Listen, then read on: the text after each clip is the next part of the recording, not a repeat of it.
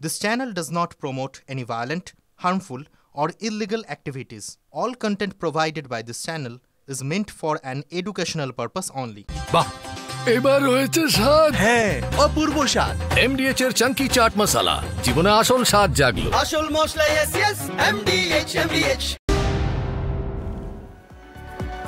নমস্কার, দেখছেন টিভি 9 বাংলা। দুপুরে সুপার প্রাইম টাইমে ফুল অ্যান্ড ফাইনাল নিয়ে আপনাদের সঙ্গে আমি অনির্বাণ আর আমার সঙ্গে শুভজিৎ। আজ দুপুরে সুপার প্রাইম টাইমে এই ফুল অ্যান্ড ফাইনালে সব থেকে বড় যে খবরটা আমরা ব্রেক করতে চলেছি তা হলো লাভলি খাতুন বা তৃণমূল কংগ্রেস একা নয়, বাংলাদেশের পঞ্চায়েত প্রধান বা বাংলাদেশের সঙ্গে সম্পর্কযুক্ত পঞ্চায়েত প্রধান অন্য দলেও আছে রাজ্যের খোদ বিরোধী দল বিজেপিতেও। শুভজিৎ, একদমই তাই, তার নাম জানা যাচ্ছে রিনা কবিরাজ। এই মুহূর্তের সব থেকে বড় খবর, লাভলি খাতুনের কথা আমরা শুনেছিলাম, এবার বিজেপির রিনা কবিরাজ, বিজেপি প্রধানের বাংলাদেশি স্বামীর নাম ভোটার লিস্টে দেখতে পাওয়া যাচ্ছে। নাকাশিপাড়ার বেথুয়াডাহরি 2-এর পঞ্চায়েত প্রধানের স্বামী বাংলাদেশি। ভোটার তালিকায় নাম বিজেপির পঞ্চায়েত প্রধান রিনা কবিরাজের স্বামী, যার নাম সঞ্জিত। বাংলাদেশের বাসিন্দা হয়েও কিভাবে ভোটার লিস্টে নাম, এ প্রশ্ন এক্ষেত্রে তৃণমূল তুলেছে। জাতীয়তাবাদ নিয়ে বিজেপিকে খোঁচা দিতে ছাড়েনি রাজ্যের শাসক দল। স্বাভাবিক শুভজিৎ, তার কারণ কয়েকদিন আগে যখন লাভলি খাতুন ধরা পড়েছিলেন তৃণমূলের পঞ্চায়েত প্রধান এবং তিনি যখন বাংলাদেশি নাগরিক প্রমাণিত হয়ে যায়, গতকাল আমরা দেখেছি মালদা জেলা থেকে দাবি উঠেছে কবে পুশব্যাক হবে। প্রমাণিত হয়ে গেছে লাভলি খাতুন কেন বিদেশে ফেরত পাঠাচ্ছে না, তার দেশে তাকে ফেরত পাঠাচ্ছে না তৃণমূল। ঠিক তার পরপরই আজকে যখন এই তথ্য সামনে আসছে যে এবার বিজেপির পঞ্চায়েত প্রধান একজন বাংলাদেশি, মাফ করবেন পঞ্চায়েত প্রধানের স্বামী একজন বাংলাদেশি, এবং তাকে পঞ্চায়েতের সমস্ত কাজকর্ম থেকে বিরত থাকতে বলা হয়েছে, ঠিক তারপরেই কিন্তু এবার পাল্টা তৃণমূল কংগ্রেসের প্রশ্ন তুলেছে এবার বিজেপি কি বলবে। অনির্বাণ, রিনা কি বলছেন আমরা একবার দর্শকদের শোনাবো। রিনা কি বলছেন? আপনার স্বামী বাংলাদেশি যদি বলা হয় তাহলে আমরা নিজেও বাংলাদেশি। আমার মা বাবা 71-এর সময় দেশে আসেন, তারপর আমাদের এখানে জন্ম, সেই সূত্রে আমরা এখানে বসবাস করছি। আর ওর সঙ্গে আমার কোনো যোগাযোগ নেই। কি নাম ওনার? সঞ্জিত কবিরাজ। বর্তমানে কোথায় থাকেন? আমি বলতে পারবো না। পঞ্চায়েতের হিসেবে আমি প্রধান হিসেবে নিযুক্ত ছিলাম, আর এটা আমার বাবার বাড়ি। আমার বাবার নাম বিমল সরকার, সেই সূত্রে আমি এখানে থাকি। পঞ্চায়েতে কোন পদে ছিলেন আপনি আগে? প্রধান পদে ছিলাম। আপনি কোন দল করেন? বিজেপি। বিজেপি কোনো দায়িত্বে আছেন? না, বর্তমানে কোনো দায়িত্বে নেই। বেশ, তার কথা আমরা শুনলাম অনির্বাণ। আমরা একবার মহাদেবের কাছে যাই কয়েকটা বিষয়। মহাদেব, এক্ষেত্রে তিনি বলছেন তিনি বিজেপির করেন, অর্থাৎ ধরে নিলাম বিজেপির সমর্থক, কোনো দায়িত্বে আছেন না, তিনি কোনো দায়িত্বে নেন, কিন্তু তার স্বামীর সঙ্গে এই মুহূর্তে তার যোগাযোগ খুব একটা বেশি নয় বলে এরকম একটা ন্যারেটিভ তিনি তৈরি করার চেষ্টা করছেন, নাকি আদতেই তাই? একটু ডিটেল বলবে প্লিজ। একদমই ঘটনাটা দেখো, আমরা যে জায়গায় দাঁড়িয়ে রয়েছি সেটি হচ্ছে বেথুয়াডুহরি, আর নাকাশিপাড়া থানার এই বেথুয়াডুহরি 2 নম্বর গ্রাম পঞ্চায়েতের তিনি প্রধান। সম্প্রতি একটি ঘটনাকে কেন্দ্র করে উচ্চ আদালতে অবমাননার দায়ে তাকে আপাতত কাজ থেকে বহিষ্কার করা হয়। যতদিন না আদালতের আবার পুনর্নির্দেশ আসে ততদিন পর্যন্ত আপাতত তিনি পঞ্চায়েতে যাচ্ছেন না এই প্রধান। কিন্তু যেটা এই ঘটনাকে কেন্দ্র করে সামনে এলো সেটা হচ্ছে তার স্বামী বাংলাদেশি। তিনি এখনও স্বীকার করছেন, এই মুহূর্তেও তিনি স্বীকার করছেন যে তার স্বামী বাংলাদেশে থাকেন, বাংলাদেশে রয়েছেন, বাংলাদেশের বাসিন্দা ছিলেন, এবং তার যে আসা যাওয়া রয়েছে এলাকার মানুষ বলছেন গত 2 থেকে 3 মাস আগেও তিনি নাকি এই বাড়িতেই এসছেন, শ্বশুর বাড়িতে। যদিও তার স্ত্রী অর্থাৎ প্রধান তিনি বলছেন তার সাথে নাকি দীর্ঘদিন তার কোনো সম্পর্ক নেই। তিনি যখন প্রশাসনিক, আমরা প্রশ্ন করছিলাম, তিনি যখন প্রশাসনিক স্তরে আছেন তাহলে কি তিনি যখন বাংলাদেশি তার স্বামী তার পরিচয় দিচ্ছেন, ভোটার কার্ডে তার নাম রয়েছে, তার ছেলের বাবার জায়গায় বাবার নাম রয়েছে এই সঞ্জিত কবিরাজের, তাহলে তিনি আইনগতভাবে অর্থাৎ প্রশাসনের কাছে কি তিনি জানিয়েছিলেন কোনো? তাহলে এবার কি বলছেন তিনি, সেইটা নিয়ে কি বলছেন? তার সঙ্গে দীর্ঘদিন যোগাযোগ নেই, তিনি জানতে পেরেছেন, কিন্তু এখন তো বিষয়টা সামনে চলে আসছে। এখন তিনি কি বলছেন? এখন তিনি কতটা এই ক্রুশিয়াল পিরিয়ডে তিনি এই বিষয় নিয়ে পদক্ষেপ করবেন, স্বতঃপ্রণোদিত হয়ে করবেন, সেই বিষয়টা তার কতটা সহায়তা পেতে পারে এই মুহূর্তে পুলিশ প্রশাসন?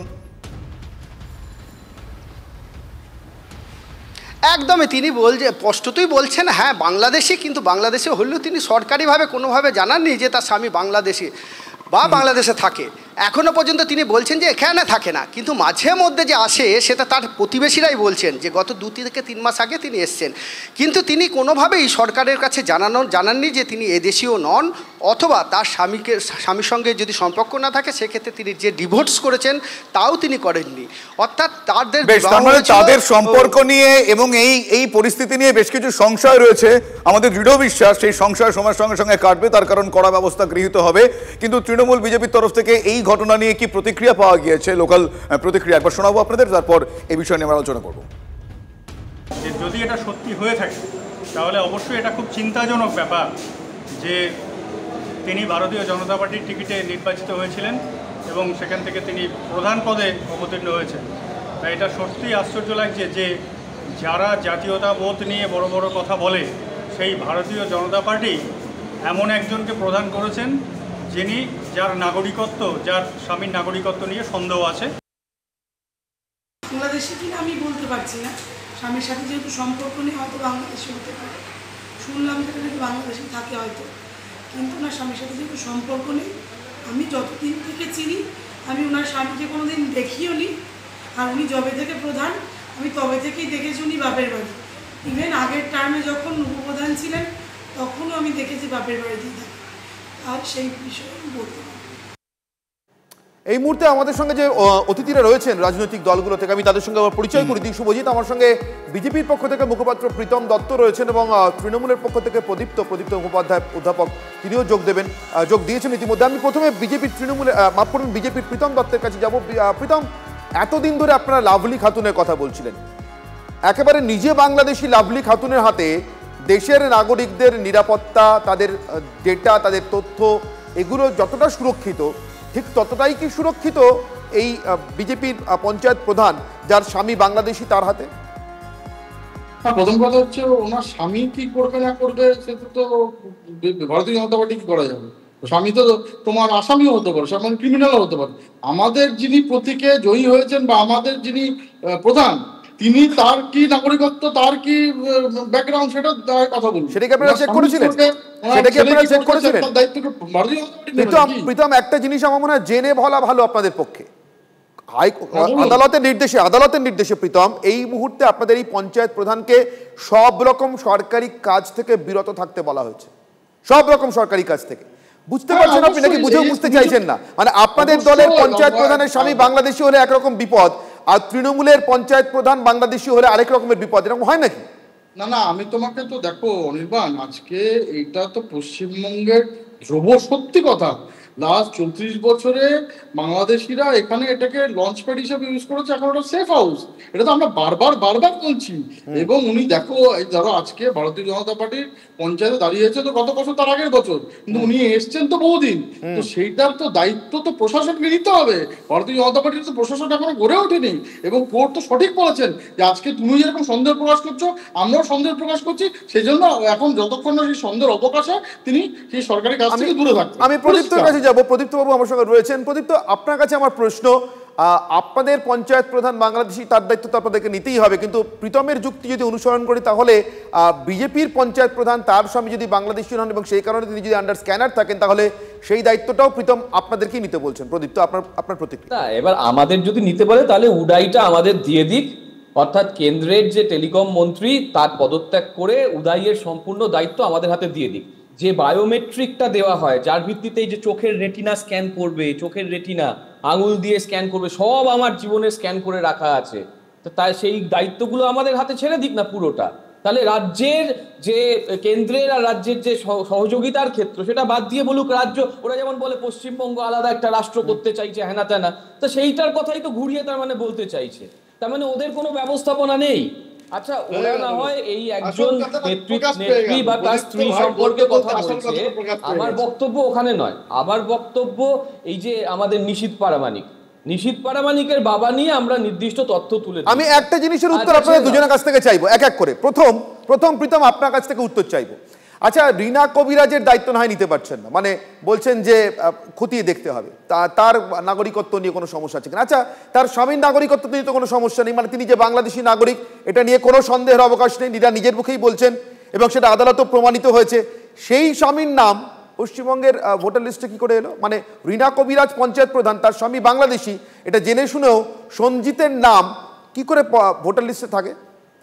কি মনে হয়? ঠিক বলেছো, এই কথাটা তো আমরা বারবার বলছি যে তোমাকে গত পরশুদিনে যে তোমার ডিবেট শোতে একটাই কথা বললাম যে electoral officer, booth level electoral officer হচ্ছে রাজ্যের হয়, তারা করে।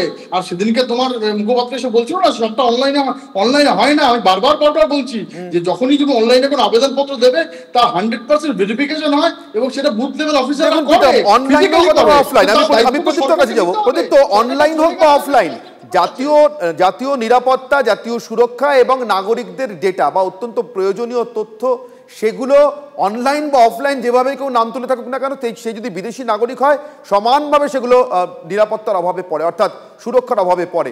এবং অবশ্যই তার সঙ্গে বাকি জিনিসগুলো তো রয়েছে। প্রদীপ্ত, এই উত্তরটা কি আপনার কাছ থেকে চাইবো বা আপনার কাছ থেকে নেব? কি করে সঞ্জিতের নাম নির্দিষ্ট? দেখো, আমি নিজে বনগাঁর ভোটার 19 নম্বর ওয়ার্ডের, সেখান থেকে আমি ভাড়া থাকি 15 নম্বর ওয়ার্ডে। নিজের মা বা নিজের দাদাদের 19 নম্বর ওয়ার্ডে রেখে আমি 15 নম্বর ওয়ার্ডে পরপর 3 বার অ্যাপ্লাই করেছিলাম। কিন্তু যেহেতু আমার মা বা আমার দাদারা 19 নম্বর ওয়ার্ডে রয়েছে, 3 বার আমি তো তৃণমূলের মুখপাত্র, 3 বার আমারটা ক্যান্সেল হয়েছে। তার মানে বুঝতে পারছো যে সঠিক ভেরিফিকেশনটা করা যায়। তার মানে জালিয়াতিটা কোথা থেকে হচ্ছে? সেই জালিয়াতিটা যদি রাজ্য সরকারের কোনো ভূমিকা থেকে থাকে, ওই তো টাকা ফাঁকা কি সব আটকে দিয়েছে, কেন্দ্রে চিঠি পাঠিয়ে শ্বেতপত্র প্রকাশ করতে বলেছে, এখনো তো বাংলার মানুষ টাকা পায়নি। অর্থাৎ কেন্দ্রের কাছে জ্যাক আছে, সেই জ্যাক কোথায় গেল, আইবি কোথায় গেল? সব থেকে প্রথম প্রশ্ন করো, সীমান্ত থেকে এলো কি করে? এত তো মডার্ন ফ্যাসিলিটি বানিয়ে দিয়েছে ওখানে। না, আমার একটা অন্য প্রশ্ন আছে সংক্ষেপে, সেই প্রশ্নটা শুধু প্রীতমকে করবো। এই প্রশ্নটা প্রদীপ্তকে করছি না, তার কারণ প্রদীপ্তদের এই প্রশ্নটার উত্তর দেওয়া সত্যি বোধহয় দায় নেই। প্রীতম, লাভলি খাতুন নিয়ে আপনাদের যে উৎসাহ দেখেছিলাম, রীনা কবিরাজ নিয়ে দেখছি না কেন? পদবীর সমস্যা?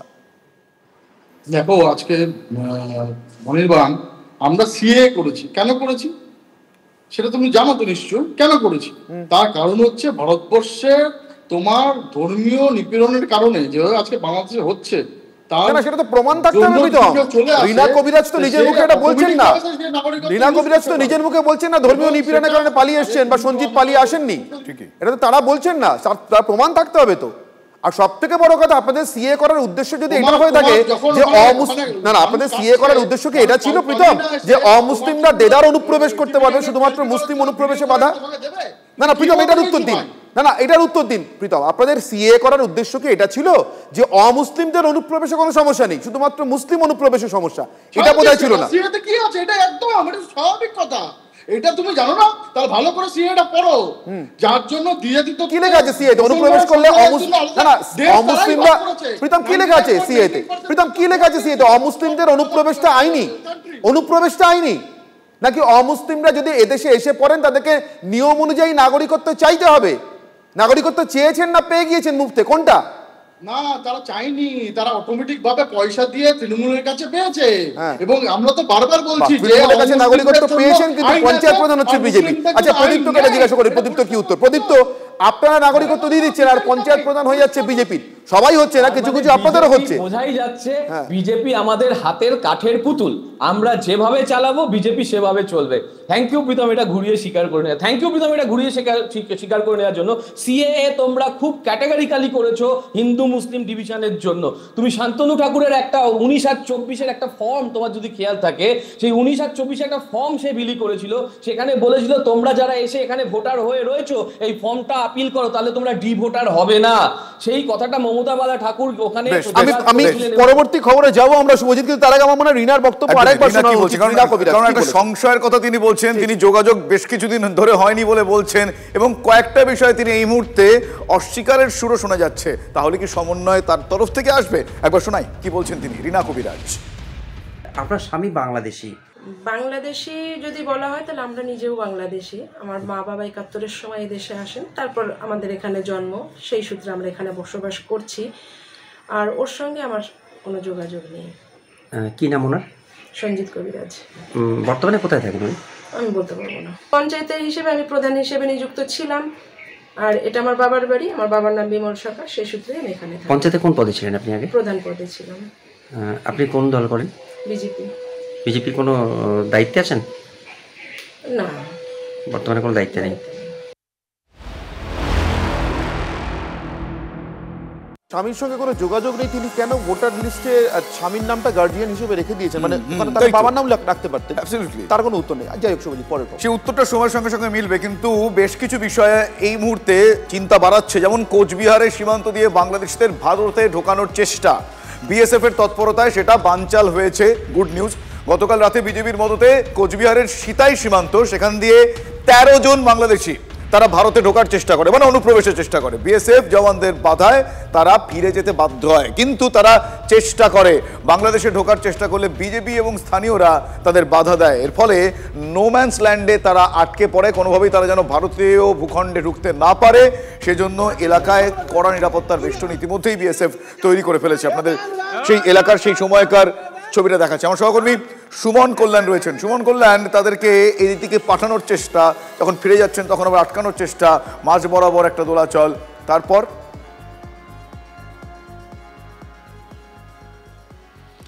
একেবারে দেখো, গতকাল রাতের ঘটনা, অর্থাৎ ভোর রাতের ঘটনা। বিএসএফ যেটা বলছে যে সীমান্তে অনুপ্রবেশের চেষ্টা করছিল এরা, এবং সে সময় তাদেরকে আটক করা হয়েছে, এবং এই মুহূর্তে তাদের অবস্থান হচ্ছে 0 পয়েন্টে, অর্থাৎ নো ম্যানস ল্যান্ডে। বিজেপি বলছে এরা ভারতের থেকে পুশব্যাক করা হয়েছে, আর ভারতের বর্ডার সিকিউরিটি ফোর্স বলছে তাদেরকে ভারতবর্ষে তারা অনুপ্রবেশের চেষ্টা করছিল। ফলে একটা চাপার উত্তর চলছে। এই মুহূর্তে নো ম্যানস ল্যান্ডে তারা বসে রয়েছেন, এবং গোটা ভারতবর্ষ থেকে একাধিক জায়গা থেকে কিন্তু প্রচুর বাংলাদেশি তারা কিন্তু গ্রেপ্তার হয়েছেন, আটক হয়েছেন। তাদেরকে বহু জায়গা দিয়ে পুশব্যাকও করা হয়েছে। গতকালকেই আমরা দেখেছি আসামের মানকাচরে কিন্তু পুশব্যাক হয়েছে। বিজেপির সঙ্গে একটা বড় সমস্যা তৈরি হয়েছে, কয়েক রাউন্ড গুলি পর্যন্ত চলেছে। এই জায়গায় শুধু নয়, সিতাই ছাড়াও মেকলিগঞ্জ থেকে শুরু করে শীতলকুচি সব জায়গাতেই কিন্তু এই ঘটনাগুলো ঘটছে। বাংলাদেশিরা যারা অবৈধভাবে ভারতে বসবাস করছিল তাদেরকে ফেরত পাঠানোর একটা প্রক্রিয়া চলছে। এরা তারা কিনা সেটা নিয়ে স্পষ্ট কোনো কথা এখনো জানা যায়নি, এবং বিএসএফের যেটা বক্তব্য, অনুপ্রবেশের চেষ্টা হয়েছিল, বিএসএফ আটকে দিয়েছে। এই রকম ঘটনা কিন্তু বহু জায়গায় চলছে এই বাংলাদেশিদের নিয়ে যারা অনুপ্রবেশকারী। ফলে পরিস্থিতি এখন অত্যন্ত উত্তেজনাপ্রবণ এই সিতাই বর্ডারে। এখানে বিএসএফ যেমন রয়েছে, অপরদিকে বিজেপিও কিন্তু তাদেরকে বাংলাদেশের দিকে ঢুকতে দিচ্ছে না। বুঝতে পেরেছি, প্রত্যেকেই কিন্তু বাংলাদেশি। সুমন, তোমার ধন্যবাদ আপাতত। এবং তুমি যেহেতু বিজেপির কথা বললে, এই বিজেপি শুধু ঢুকতে দিচ্ছে না, তারা কিভাবে ইন্ধন যোগাচ্ছে বাংলাদেশ বর্ডারে সেই বিষয়টা বলবো। অসমে বিএসএফ এর যে পুশব্যাক, সেই পুশব্যাকে বাংলাদেশ বর্ডার গার্ড বিজেপি বাধা দিচ্ছে। জলপাইগুড়িতে বাংলাদেশি যুবককে ভারতে ঢোকানোর চেষ্টা করে বিজেপি, আর এই ঘটনাগুলোই প্রশ্ন তুলে দিচ্ছে বাংলাদেশ প্রশাসনের বর্তমান অবস্থান নিয়ে।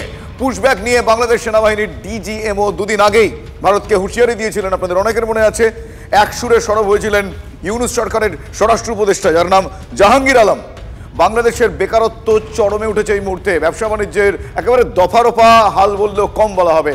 তারই মধ্যে 13 লক্ষ রোহিঙ্গার বোঝা, যার সঙ্গে জুড়ে গিয়েছে ঘাড় ধরে তাড়ানোর অবৈধ বাংলাদেশিরা। ফলে একদিকে রোহিঙ্গা, অন্যদিকে ভারতের পুশব্যাকে ওই স্যান্ডউইচ সিচুয়েশন। আর সেই কারণেই নিজেদের লক্ষ্যেও নিতে বাংলাদেশের এত অনীহা কিনা এই প্রশ্ন শুধু আমরা নয়, গোটা বিশ্ব তুলছে। পুশিন আমরা লক্ষ্য করছি, এটা কোনোভাবেই কাম্য নয়। প্রথম কথা হলো সেটা যে একটা পুশিন হতে থাকবে আর আমরা বসে থাকবো, এটা ভাবারও কোনো অবকাশ নেই।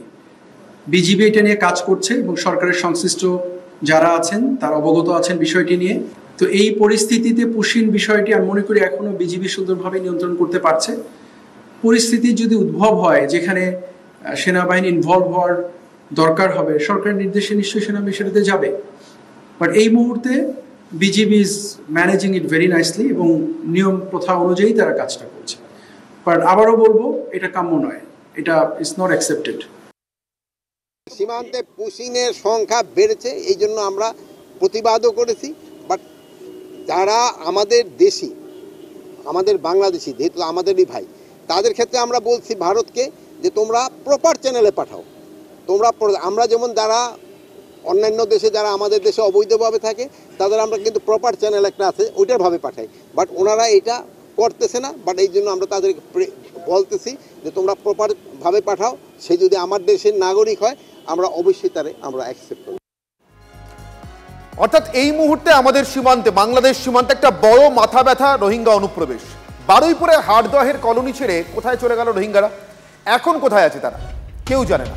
জানে না কিচ্ছু রাজ্য প্রশাসন। প্রায় ৩৩০ জন রোহিঙ্গা কর্পূরের মতো উবে গেল কোথায়? 2017 সালে রাজ্যেই রোহিঙ্গাদের থাকার ব্যবস্থা হয় বারুইপুরের হাড়দহে। সেখান থেকে কি তারা বাংলাদেশি ফিরে গেছে? এ রাজ্যেই ঘাপটি মেরে রয়েছে, নাকি এদেশের বিভিন্ন রাজ্যে ছড়িয়ে ছিটিয়ে পড়েছে?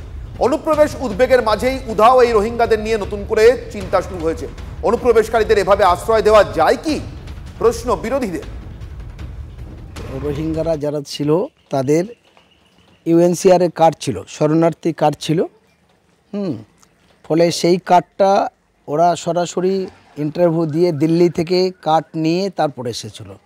ওরা আমার এখানে অবৈধভাবে বলা যাবে না, কারণ ওরা এখানে যেটা ছিল সেটা ওদের প্রত্যেকের ইউএনসিআর কার্ড ছিল। সেই কার্ড অনুযায়ী ওরা আমার এখানে ছিল। আমাদের এখানে ছিল 127 ফ্যামিলি, আর বাকি 200 ফ্যামিলি আমরা বিভিন্ন ভাড়া বাড়ি নিয়েছিলাম, সে ভাড়া বাড়িতে ছিল। এবার পরে যখন বিভিন্ন মানে আপনার গুয়াহাটি থেকে, আসাম গুয়াহাটি থেকে আর মণিপুর থেকে যখন পুশব্যাক করে, তারা যাওয়ার পরে কেউ প্রাণে বাঁচেনি। তাদের সেই মারা কাটার ভিডিও দেখার পর তারা আতঙ্কিত হয়। আতঙ্কিত হওয়ার পরে তারা ডাক্তার দেখানোর নাম করে সবাই রাতারাতির মধ্যে পালিয়ে যায়।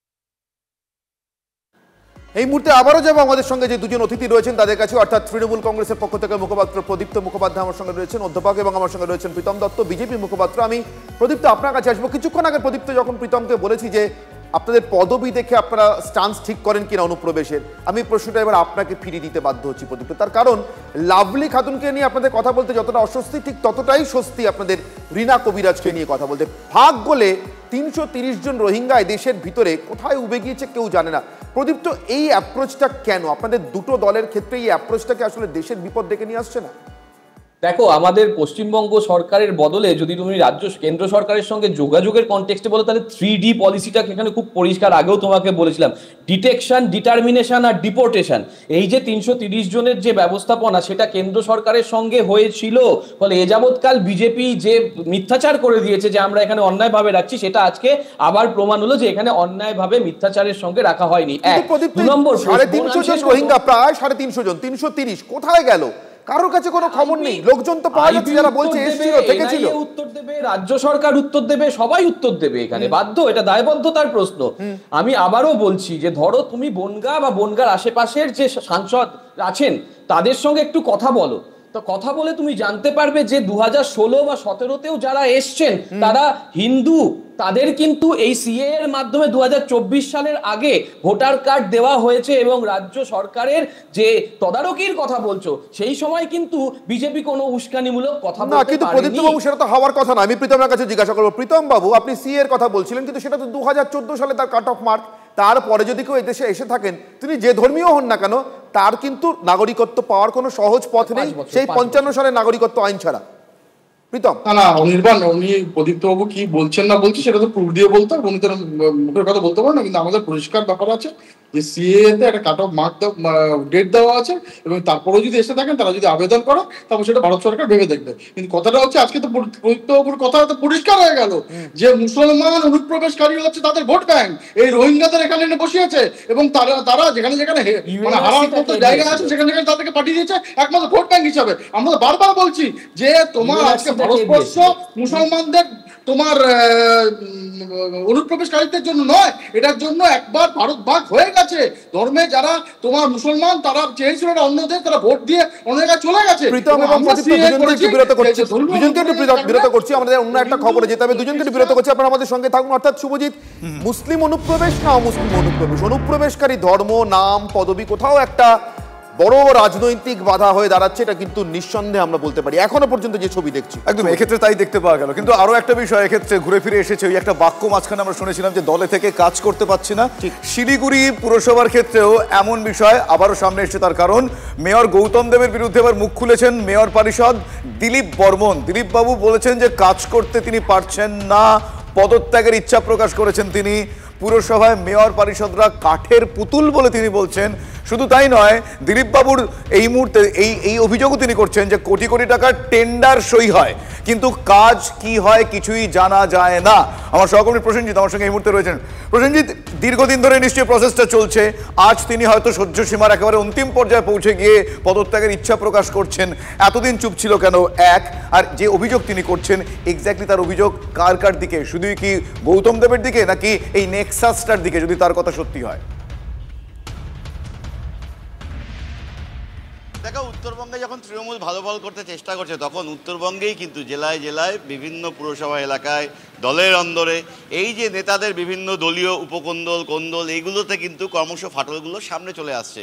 দিন কয়েক আগে মুখ্যমন্ত্রী ঘুরে গেলেন, তিনি চাইলেন উত্তরবঙ্গে দল যেন আরও সংগঠিত হয়ে লড়াই করে এবং আরও বেশি আসন উত্তর থেকে ছিনিয়ে নিয়ে আসা যায়। ঠিক তখনই গিয়ে আমরা দেখছি শিলিগুড়িতে, যেখানে তৃণমূলের জন্য অত্যন্ত গুরুত্বপূর্ণ সিট 26শে বিধানসভায়, এই আসনগুলো বিজেপির কাছ থেকে ছিনিয়ে নেওয়ার চেষ্টাটা করা যেতে পারে ঐক্যবদ্ধভাবে। তখন ঐক্য ভিলে গিয়ে আরও একবার লড়াই করছেন দলেরই অন্দরের নেতারা। একদিকে গৌতম দেব মেয়র, যার নেতৃত্বে গত 3 বছর ধরে পুরসভা চলছে। অন্যদিকে খোদ মেয়র পরিষদ, স্পোর্টসের মেয়র পরিষদ, ট্রেড লাইসেন্সের মেয়র পরিষদ এবং হাউজিং ফর অল, এই তিনটে। তাই কোয়েশ্চেনটা হচ্ছে তাদের মাঝখানে এই মুহূর্তে বনাম বসছে কেন? কেন লড়াই লেগে যাচ্ছে? কেন একে অপরের অপছন্দের কথাও সামনে আনছেন?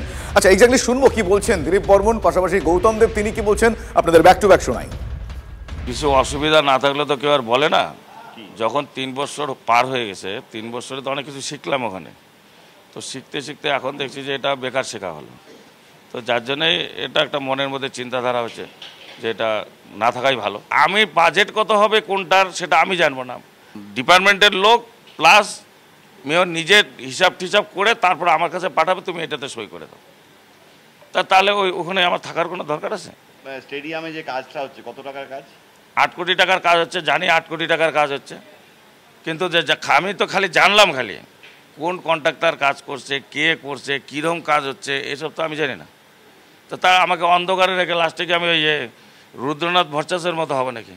শ্মশান ঘাটে পয়সা খেলো কে আর ফাঁসলো কে? তারপর দেখা গেলো ওখানে 8 কোটি টাকার মধ্যে কিছু ঘাবলা হয়ে গেছে, তখন দিলীপ বর্মন ফাঁসবে নাকি?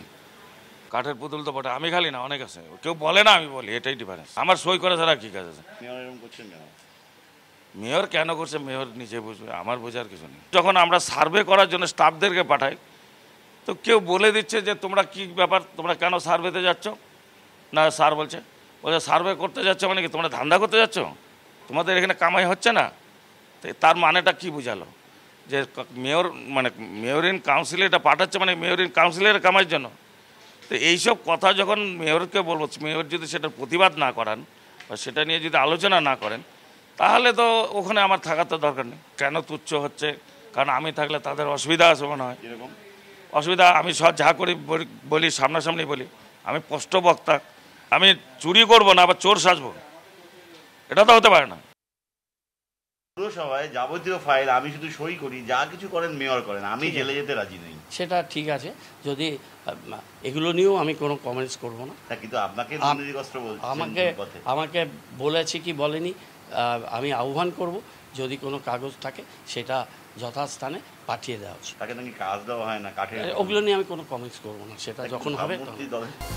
আর শুভজিৎ, এই মুহূর্তে চাকরি নিয়ে রীতিমতো দোটানায় পড়েছেন চাকরিহারা শিক্ষকরা, যোগ্য চাকরিহারারা বলা ভালো। কাল তারা প্রধানমন্ত্রীর দ্বারস্থ হতে চান। একদমই, কাল তারা প্রধানমন্ত্রীর দ্বারস্থ হতে পারেন। ফলে বুঝতেই পারছেন যে এই মুহূর্তে তারা যেটা বলছেন, তারা তাদের দাবিতে অনড়, আগেও জানিয়েছেন, কিন্তু আগামীকাল তারা মোদির দ্বারস্থ হতে চান বলে ইচ্ছা প্রকাশ করেছেন। আলিপুরদুয়ারে আছেন চাকরিহারাদের প্রতিনিধি দল।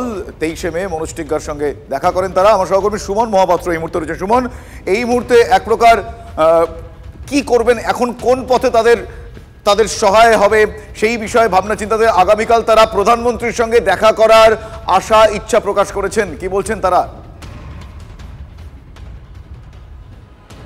দেখো, এই চাকরিহারারা তারা চাইছেন যে কোনোভাবে তারা যাতে একটা সুরাহা পান, এবং তার জন্যই কোনো পদ্ধতি তারা ছাড়তে চাইছেন না। তারা বিভিন্ন রকমভাবে অনেকের সঙ্গে কথা বলছেন। আমি একটু কথা বলবো আপনাদের উত্তরবঙ্গের কয়েকজন সাথী, ওরা প্রধানমন্ত্রীর দর্শনার্থী হচ্ছে, প্রধানমন্ত্রীর সঙ্গে কথা বলতে চাইছেন। আপনারা কি চাইছেন? আমাদের যেহেতু গত বছর 22শে এপ্রিল যখন আমাদের প্রথম প্যানেলটা ক্যান্সেল হয়ে গেছিলো হাইকোর্টের রায়, সেদিনই তখনই প্রধানমন্ত্রী বলেছিলেন যে তিনি লিগাল সেল গঠন করবেন আমাদের এই বিষয়ে। তো এখন তো আমাদের সুপ্রিম কোর্টের রায়েও আমাদের প্যানেলটা মানে টোটালি প্যানেলটা শেষ হয়ে গেছে, এবং এখানে কিন্তু দেখতে পেলাম যে প্রাতিষ্ঠানিক দুর্নীতির কারণে কিছু যোগ্য মানুষ তাদেরও চাকরি চলে গেল। তো আমরা একজন দেশের প্রধান হিসেবে তার কাছে অনুরোধ জানাচ্ছি যে এই সৎ এই যোগ্য মানুষগুলো তারই তো দেশের মানুষ, তো তিনি এই ব্যাপারে কিছুটা মানে তার যতখানি সম্ভব তিনি হস্তক্ষেপ করুন এবং একটু চিন্তাভাবনা করুন যে যাতে এই যোগ্য মানুষগুলোকে বাঁচানো যায়। আসলে আমরা আমাদের অনুরোধ বলুন দাবি বলুন আমরা তো প্রত্যেকের কাছেই রাখছি, যিনি প্রত্যেকেই আশা করি সৎ মানুষের সঙ্গেই থাকতে চান, তো যার যেভাবে সম্ভব তাকে সেভাবেই আমাদের পাশে এসে দাঁড়াতে বলছি, ঠিক সেইভাবেই একজন দেশের প্রধান হিসেবে তাকে আমরা আমাদের পাশেও চেয়েছি। তুমি বুঝতে পারছো তারা প্রধানমন্ত্রীর সঙ্গেও সংযোগ স্থাপন করতে চাইছেন যাতে কোনোভাবে তারা কিন্তু সুরাহা পেতে পারেন, মূল উদ্দেশ্য সুরাহা পাওয়া, এবং তার জন্যই যত প্রচেষ্টা। এই মুহূর্তে বিকাশ রঞ্জন ভট্টাচার্য বিশিষ্ট আইনজীবী আমাদের সঙ্গে টেলিফোনে রয়েছেন, আমি কথা বলবো বিকাশবাবুর সঙ্গে।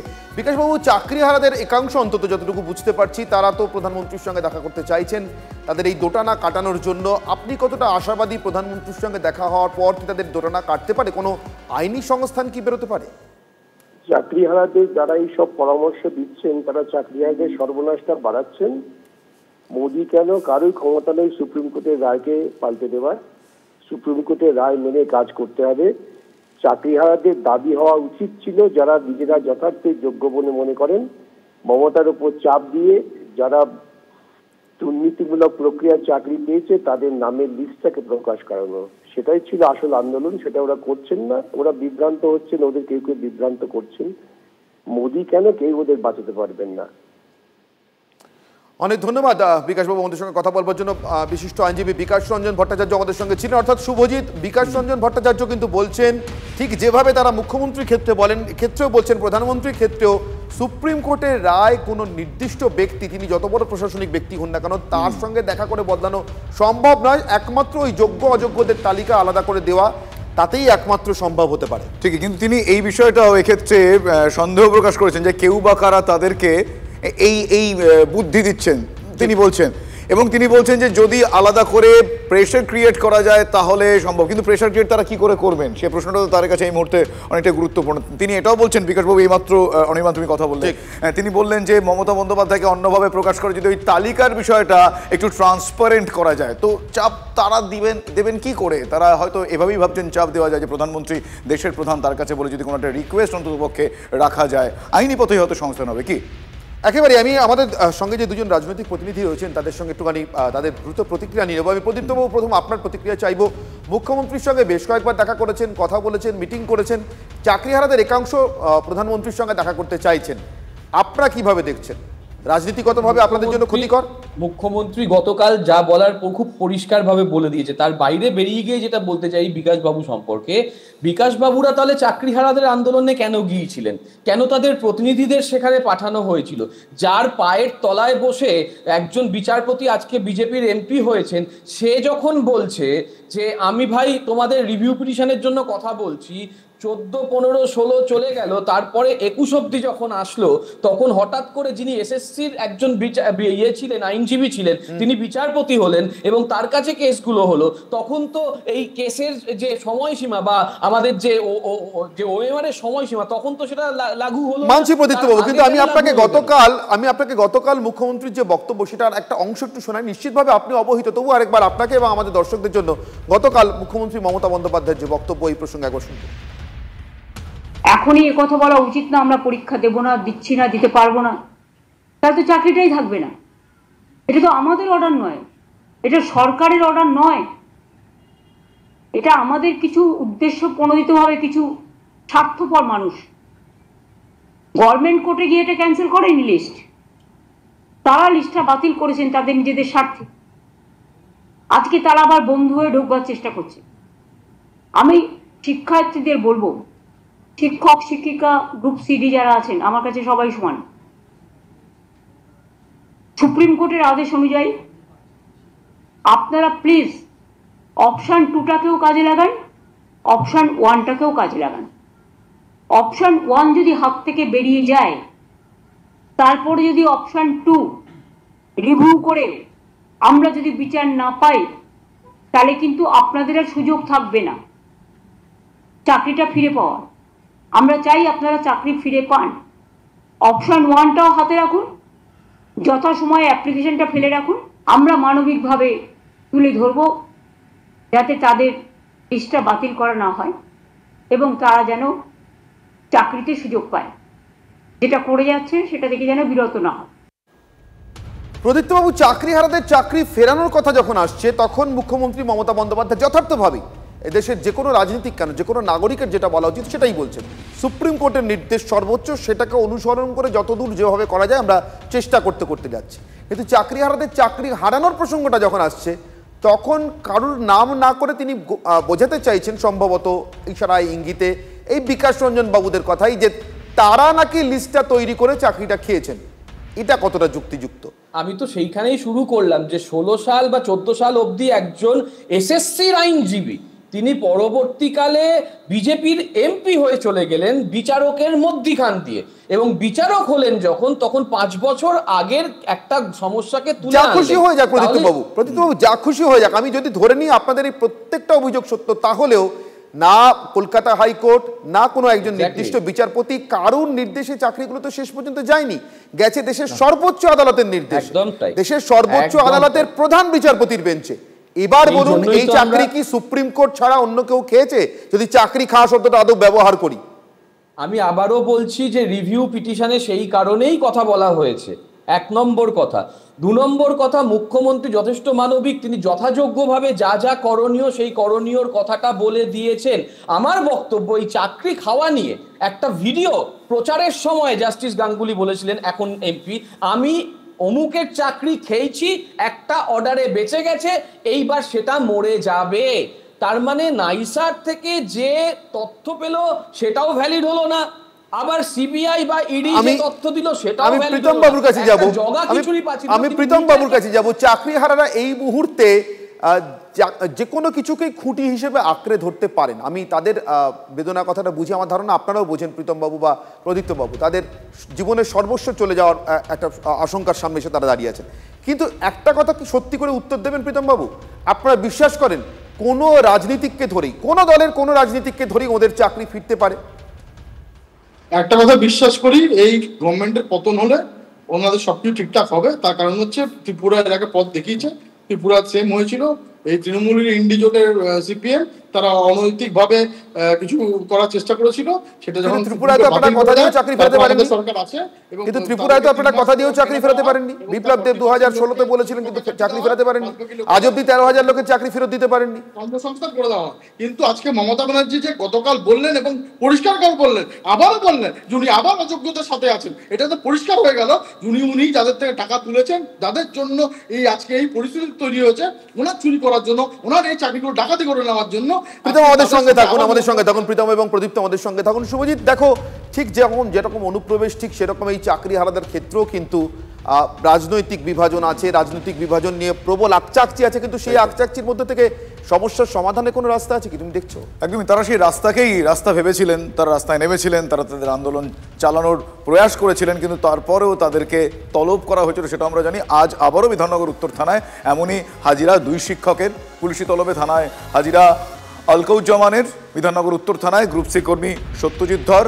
15ই মে আপনাদের মনে করিয়ে দিই, বিকাশ ভবনে শিক্ষকদের আন্দোলনে এই 2 জন ছিলেন, তাদের তলব করা হয়, আজ ফের তাদের থানায়।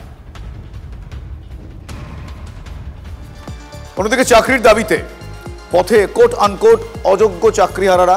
কাল কালীঘাটে বিক্ষোভে উত্তেজনার পরিস্থিতির সৃষ্টি হয়েছিল, আপনারা জানেন। পুলিশের সঙ্গে বিক্ষোভকারীদের ধস্তাধস্তি হয়, পুলিশের ধরপাকড় চলে, বেশ কয়েকজনকে ইতিমধ্যে আটক করা হয়েছে। সেই সময়কার কিছু ছবি আপনাদের আমরা দেখাচ্ছি।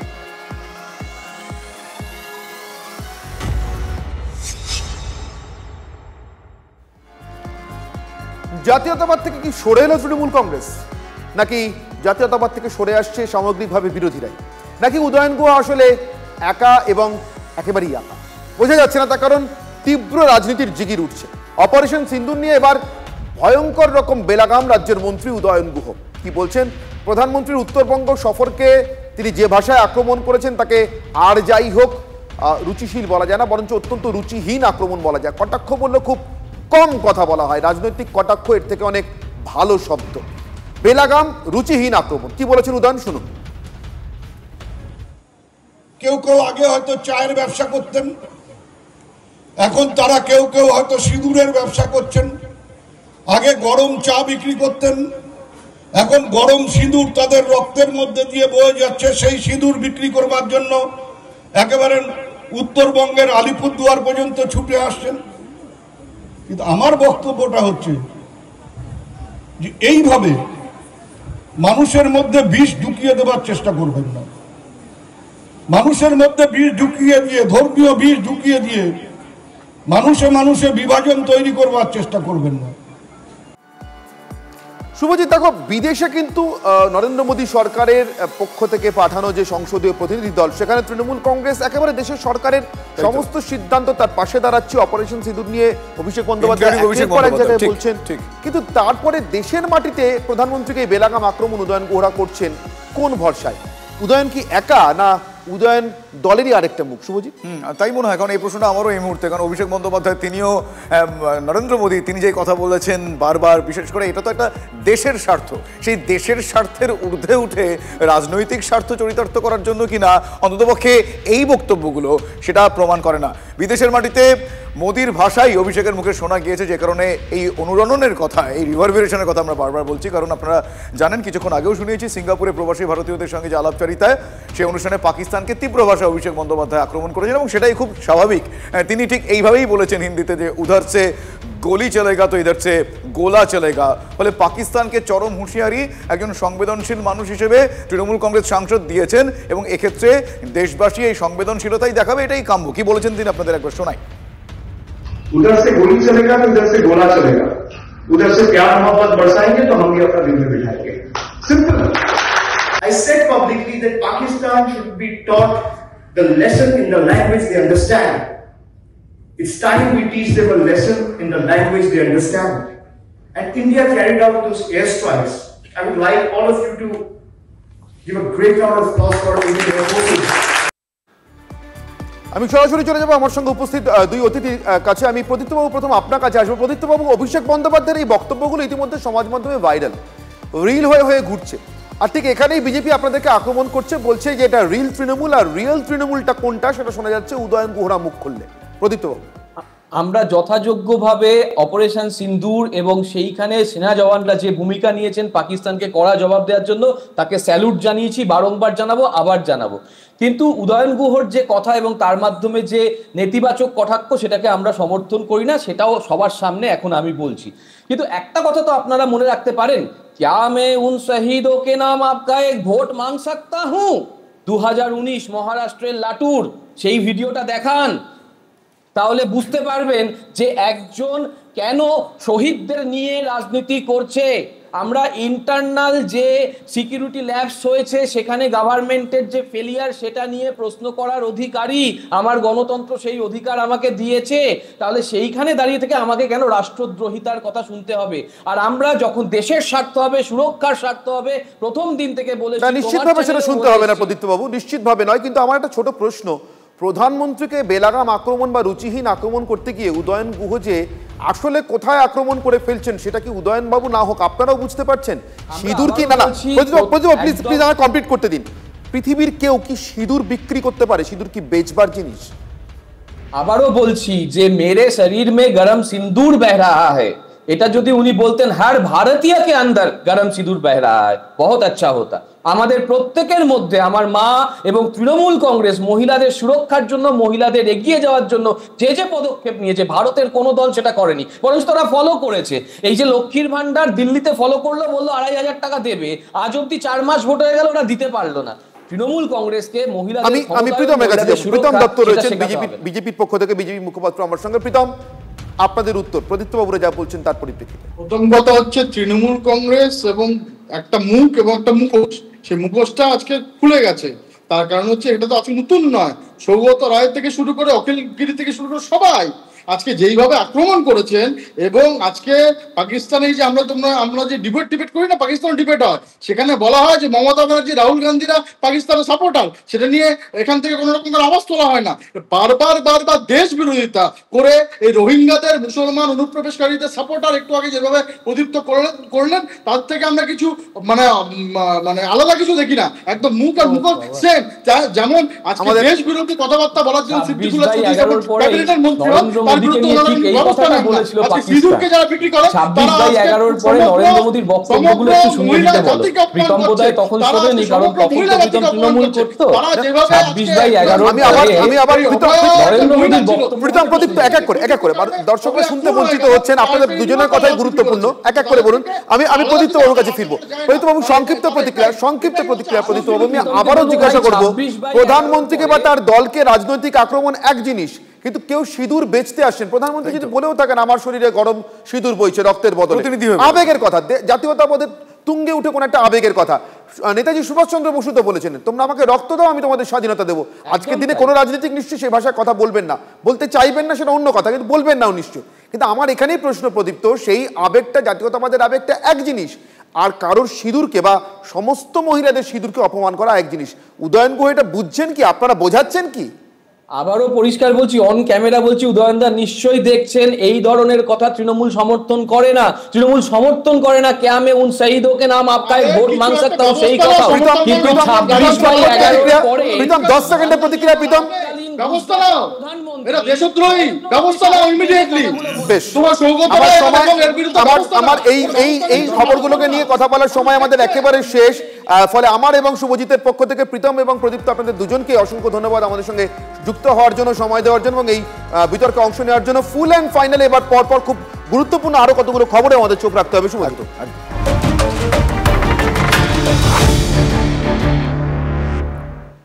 এবং সত্যি এত কিছুর পর পাঁশকুড়ার সেই ঘটনা আমাদের বারবার ভাবায়। পাঁশকুড়ার কিশোরের সেই আত্মহত্যার ঘটনার অভিযোগের 3 দিন পার হয়ে গিয়েছে। ভাবুন, 3 দিন এখনো ওই সিভিক ভলান্টিয়ার তাকে ধরা যায়নি।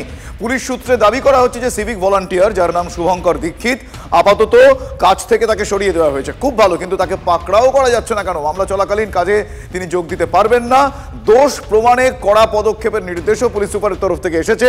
এদিকে এর মধ্যেই শ্যাম ভূঁইয়া নামে স্থানীয় এক বাসিন্দাকে পুলিশ খুঁজছে। পড়ুয়াকে রাস্তার ধারে মারধর করা, কান ধরে উঠবোস করানোর যে অভিযোগ উঠেছে এই সিভিকের বিরুদ্ধে, তিনি তার প্রত্যক্ষদর্শী। তিনি কি করছিলেন সেই সময়, কেন দর্শকের ভূমিকা পালন করলেন, তাকে জিজ্ঞাসাবাদ চলছে। আমার সহকর্মী কনিষ্ক রয়েছেন। কনিষ্ক, এখনো পর্যন্ত 3 দিন হয়ে গেল, তাকে পাকড়াও করা যায়নি শুভঙ্করকে, কিন্তু এই ব্যক্তি, তার বিরুদ্ধেই বা কি ব্যবস্থা, মানে শ্যাম ভূঁইয়ার বিরুদ্ধেই বা এখনো পর্যন্ত কি ব্যবস্থা গৃহীত হলো?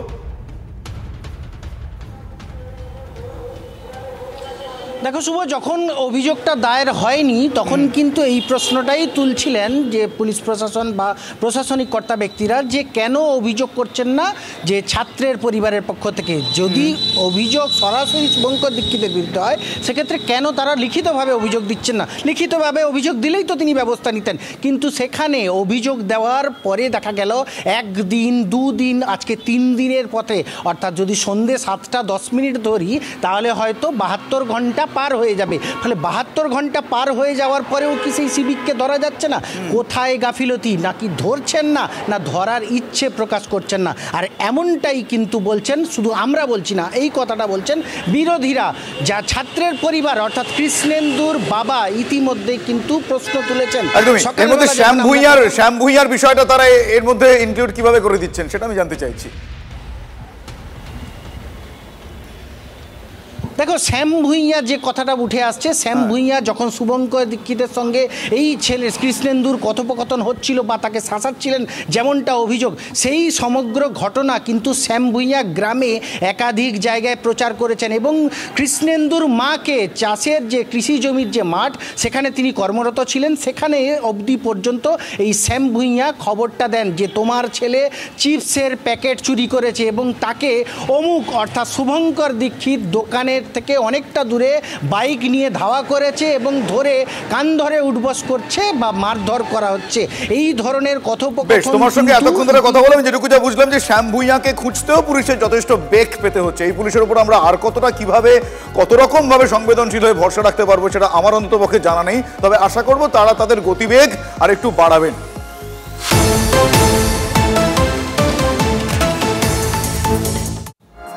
অন্যদিকে বারবার বিতর্কের কেন্দ্রবিন্দুতে সিভিক ভলান্টিয়ার। এবার রানীগঞ্জে ট্রাক দাঁড় করিয়ে চালকের থেকে টাকা দাবি।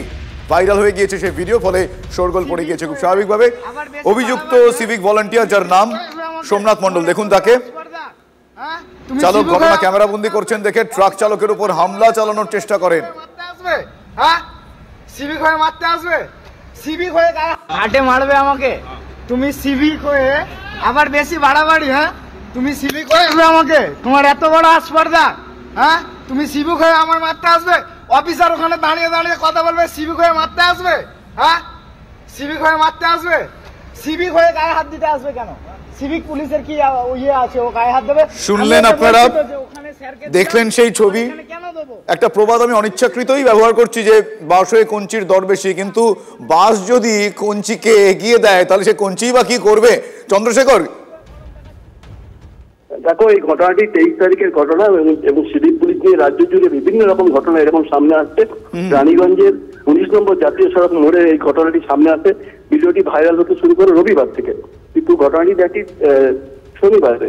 এখানে সোমনাথ মণ্ডল নামে স্থানীয় একজন সিভিক ভলান্টিয়ার, যার বাড়ি রানীগঞ্জের নুপুর গ্রামে, তার বিরুদ্ধে অভিযোগ যে ট্রাক চালককে তোলাবাজি চাইছিল, তোলা না দেওয়ায় তাকে মারতে উদ্যত হয় এবং অফিসারের সামনে সেই ঘটনা ঘটে। সেটি ভিডিও রেকর্ডিং করতে থেকে ক্যামেরাটি কেড়ে নেওয়ার চেষ্টা হয়। এরপর যখন সেই ট্রাক চালক, যে ট্রাক চালক আমরা পরিচয় পেয়েছি তার বাড়ি হচ্ছে হুগলির ধনিয়াখালীতে, সেই ট্রাক চালক যখন বলেন যে আপনি সিভিক হয়ে এইভাবে মারতে উদ্যত হচ্ছ, নিজের জামাটি সে খুলে দেয়, তখন বলে এখন আমি পাবলিক, তুমি প্রমাণ করো এরকম। এবং দেখা যায় যে অফিসারকেই সিভিক পুলিশকে টেনে আনতে। এই ঘটনাটি ভাইরাল হওয়ার পর অবশ্য আসানসোল দুর্গাপুর একদম ভাইরাল হয়েছে সেই ছবি, আমরা সেই ছবি দেখালাম, বক্তব্য শোনালাম।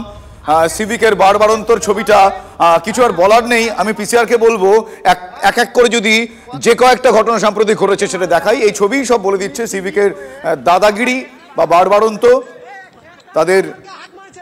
দেখুন একবার পরপর আপনাদের দেখাচ্ছি। কসবা, পাঁশকুড়া, ধূপগুড়ি, বারাসত, মালদা, সিঁথি, তারিখগুলো আমরা দিয়ে দিচ্ছি। কনস্টেবলের পোশাকে দাদাগিরি, সেটা 23শে মে। পাঁশকুড়ায় চুরির অপবাদে কিশোরকে হেনস্থা, এ কথা নতুন করে বলার অপেক্ষা রাখে না। ধূপগুড়িতে 20 তারিখ সিভিকের তোলাবাজির ছবি।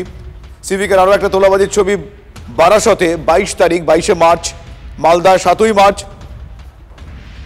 আর আরও একটা ছবি আপনারা দেখছেন সিঁথিতে 31শে অগস্ট।